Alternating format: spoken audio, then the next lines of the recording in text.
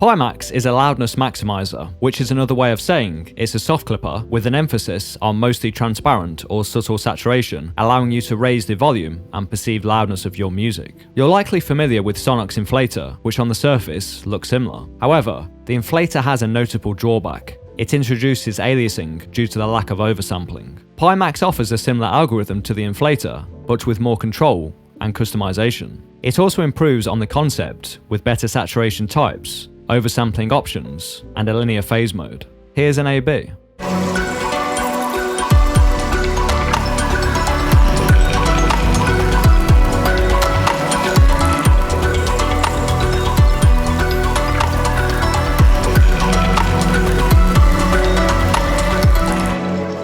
Both versions had the limiter working the same, taking off around 4.2 dB. With PiMax, I'm getting a 1.5 dB increase in LUFS, which is crazy for just a single plugin on the master. Use this thing across your project's buses and you'll see even greater results. You can hear and see that the peak levels stay the same, but the average loudness increases thanks to the added harmonic content. There's an array of controls to adjust the way PiMax adds these harmonics. Symmetric and asymmetric, which describes how the clipper behaves with respect to the positive and negative halves of the waveform. PiMax also has 5 clipping modes: finite, clip, infinite, deep, and warm.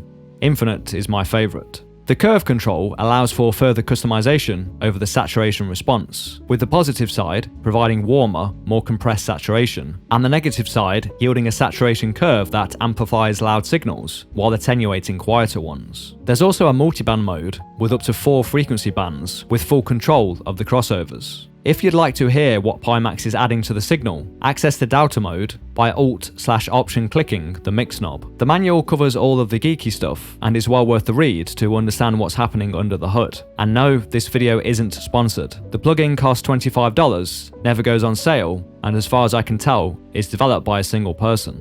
Thank you for watching.